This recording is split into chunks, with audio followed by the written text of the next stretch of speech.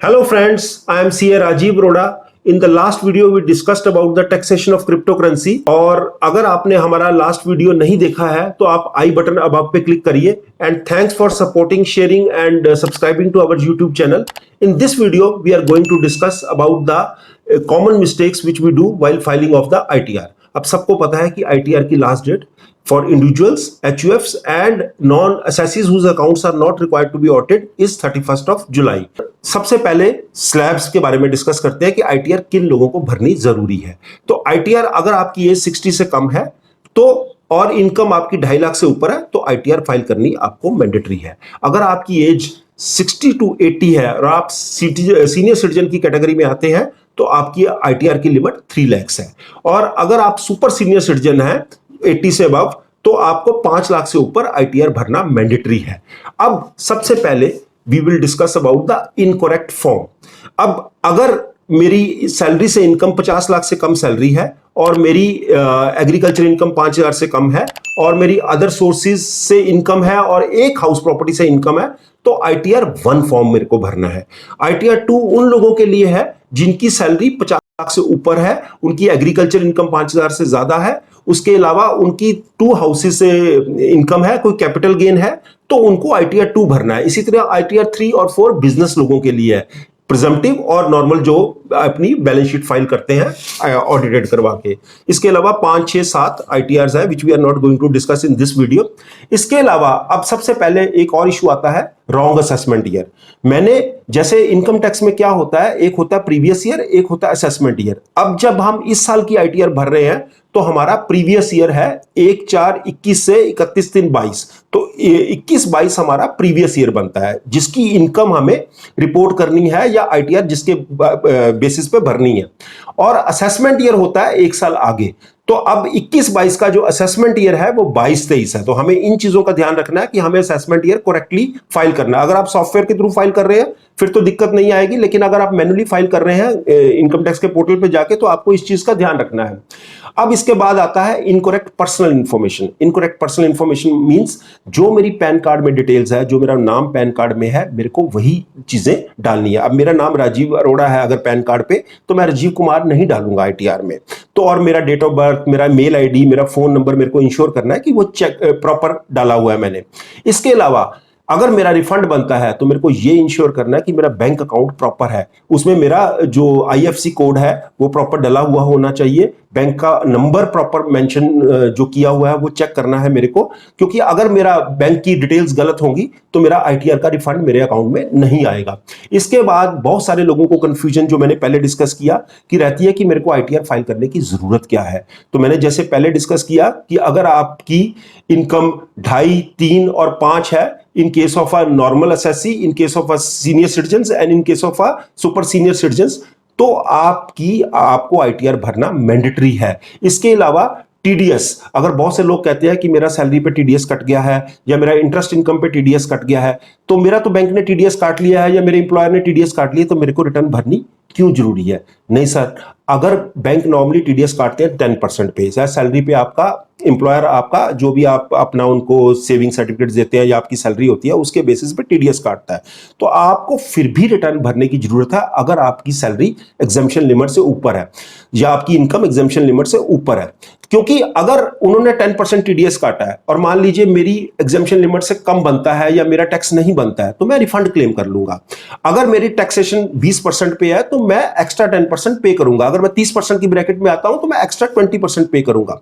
तो ये मिसकंसेप्शन नहीं होनी चाहिए कि मेरा TDS कट गया तो मेरे को ITR फाइल करने की जरूरत नहीं है. इसके अलावा not to disclose income from all sources. तो बहुत सारे लोग गलती करते हैं कि वो अपने सारे सोर्सेज से इनकम को डिक्लेयर नहीं करते हैं. तो मेरे को ये इंश्योर करना है कि मेरी सैलरी से जो इनकम है, मेरी हाउस प्रॉपर्टी से इनकम है, मेरी कैपिटल गेन से इनकम है, मेरी अदर सोर्सेज से इनकम है, FDR का इंटरेस्ट है, मेरा NSC का इंटरेस्ट है, मेरा पोस्ट ऑफिस का है, तो मेरे को इंश्योर करना है कि सारे सोर्सेज से जो भी मेरा इनकम आ रही है मेरे को उसको डिक्लेयर करना है, चाहे उसकी वैल्यू कुछ भी हो। इसके बाद है एग्जेम्प्ट कैपिटल गेन्स। अब बहुत सारे लोग कहते हैं कि जैसे शेयर्स पे, इक्विटी शेयर्स पे 1 लाख तक जो कैपिटल गेन है वो एग्जेम्प्ट फ्रॉम टैक्स है, और इक्विटी ओरिएंटेड म्यूचुअल फंड्स में भी 1 लाख तक अगर आपका गेन होता है ड्यूरिंग द ईयर तो एग्जेम्प्ट फ्रॉम टैक्स है। तो बहुत सारे लोग कहते हैं कि इसको दिखाने की क्या जरूरत है, या आपने कोई हाउस प्रॉपर्टी सेल की परचेज करने के बाद और दोबारा उसकी री इन्वेस्टमेंट कर दी, तो बहुत सारे लोग कहते हैं क्योंकि मेरा कैपिटल गेन तो अब बन नहीं रहा है तो मेरे को इसको दिखाने की क्या जरूरत है। गलत। आपको सबको, आपका चाहे वो एग्जेम्प्ट इनकम है चाहे किसी भी और सोर्स से एग्जेम्प्ट इनकम है, आपको अपनी आईटीआर में दिखानी जरूरी है। इसके अलावा है failure to reconcile with 26AS। अब 26AS में क्या होता है कि आपका कोई भी इंप्लॉयर ने टीडीएस काटा या बैंक ने टीडीएस काटा या किसी भी और ऑर्गेनाइजेशन ने आपकी प्रोफेशनल इनकम पे या किसी भी और सोर्स पे टीडीएस काटा है, तो वो टीडीएस आपका 26AS में आता है। अब पहले क्या होता था कि जब हमें आईटीआर फाइल करनी होती थी तो हमें फॉर्म 16 और 16A हम बैंक से या अपने एम्प्लॉयर से मांगते थे। आज की डेट में वो सारी इंफॉर्मेशन 26AS में आ जाती है।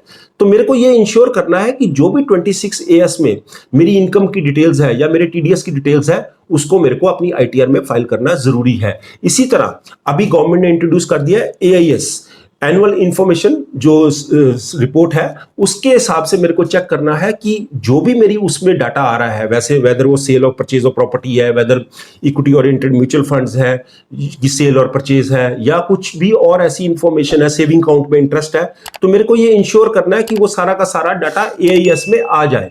इसके अलावा क्या होता है कि आप, अगर मैं सैलरीड एम्प्लॉय हूं और मेरा HRA है, तो मेरे को ये इंश्योर करना है कि मैंने अपने एम्प्लॉयर को टीडीएस काट मतलब उसका फाइनल टीडीएस काटने से पहले मैंने उसको अपनी रिसीट्स वगैरह और HRA का रेंट एग्रीमेंट वगैरह दे दिया है।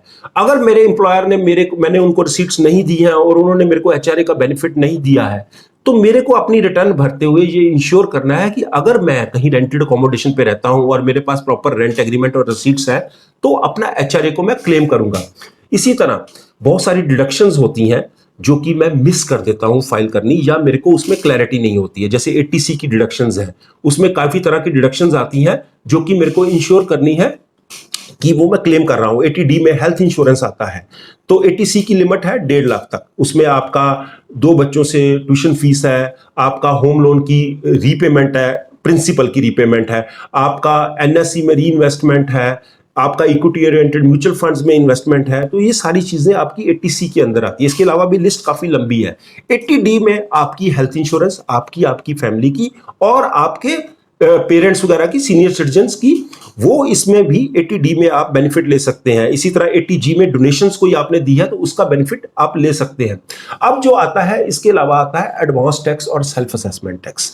अब सपोज कीजिए मैं अपनी आईटीआर को तब तक फाइल नहीं कर सकता हूं जब तक 1 भी रुपया मेरा टैक्स का ड्यू है।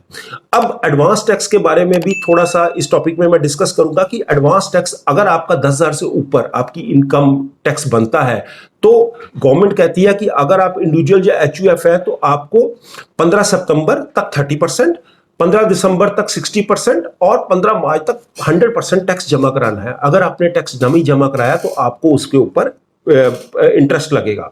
इसी तरह आपको सारा टैक्स जो आपकी रिटर्न ड्यू हो गई है वो आपको 31 मार्च तक जमा करवाना होता है।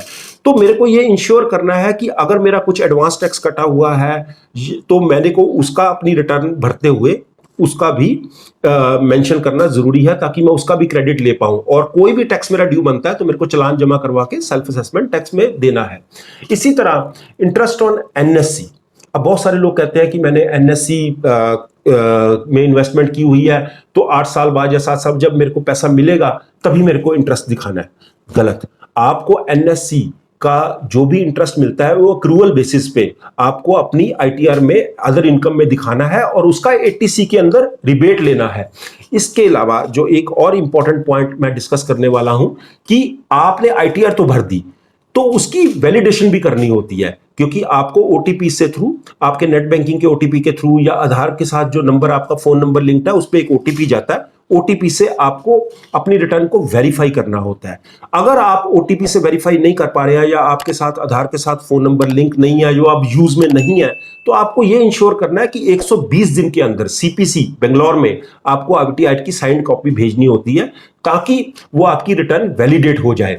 इसके अलावा missing of a deadline which is very important thing. तो बहुत सारे लोग सोचते हैं कि 31 जुलाई तक अगर मैं रिटर्न फाइल नहीं करूंगा तो क्या इश्यू हो जाएगा। गलत सर, अगर आप 31 जुलाई तक अपनी आईटीआर फाइल नहीं करते हैं तो आपकी इनकम 2.5 लाख से 5 लाख तक के बीच में है तो 1,000 रुपया पेनल्टी है, और अगर आपकी इनकम 5 लाख से ऊपर है तो 5,000 रुपए की पेनल्टी है। एक तो आप पेनल्टीज दे रहे हैं, दूसरा आप एक अननेसेसरी बर्डन क्रिएट कर रहे हैं अपने माइंड में कि मेरे को आईटीआर भरनी है, थर्ड आपके कोई लॉसेज है तो आप उसको भी कैरी फॉरवर्ड नहीं कर पाएंगे अगर आपने रिटर्न को टाइमली फाइल नहीं किया है। और चौथा एक और इंपॉर्टेंट पॉइंट है, आपको कभी लगता है बाद में कि मेरे को गलती होगी रिटर्न में या मेरे को रिटर्न रिवाइज करनी है, तो आप अपनी आईटीआर को रिवाइज नहीं कर पाएंगे।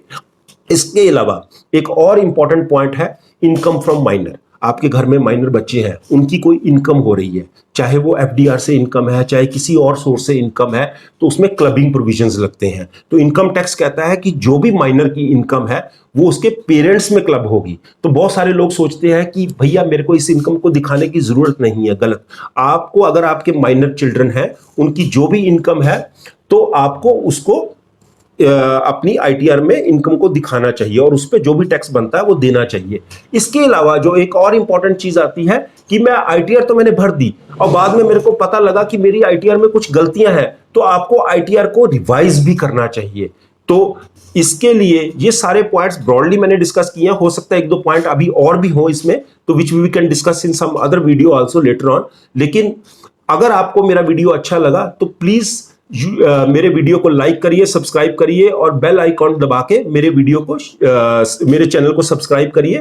Thanks for watching our video. Thank you.